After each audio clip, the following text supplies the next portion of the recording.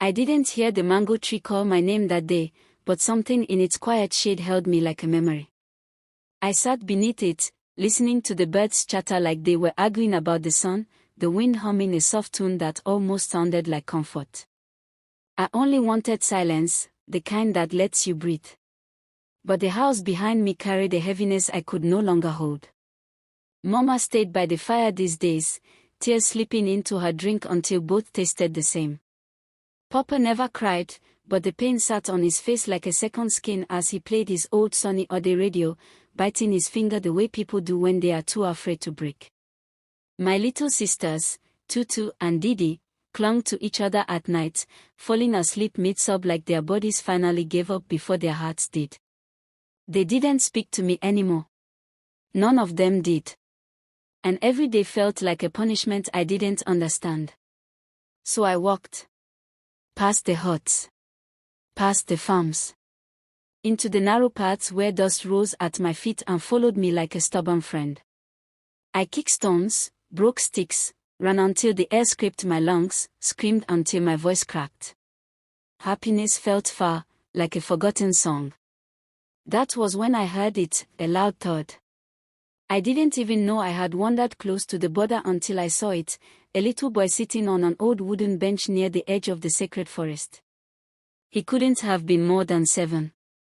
His knee was scraped, his face tired from crying. I asked if he was lost. He nodded. And then, to my surprise, he asked me why I was there. It took me a moment to realize. He could see me. I told him I was taking a walk, but he kept asking questions, curious, bold, fearless in a way only children can be. His questions felt like small taps on a locked door inside me. So eventually, I opened it. Do you want to know my story? I asked. He nodded again. So I told him. Last year, in the 6th month, I came home from school like always. I did the chores, fed my sisters, then hurried toward Mama's shop so she could close early. The track road was the fastest path, but also the loneliest one. The evening was darker than usual, the kind that made your skin prickle. I walked fast. Until the bushes beside me rustled. Fear held me still. Before I could think, 4 men stepped out, men our village knew too well for the harm they caused. Men mothers warned their daughters about. Men who left sorrow wherever they passed. I wanted to run. But I didn't get the chance. Everything after that became a blur, rough hands, muffled cries, my body weakening, my mind slipping away like sand through fingers. I felt pain, then silence, then nothing.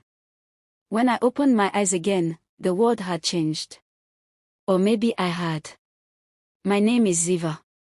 And I have been a spirit walking this village for 1 year. Not at peace.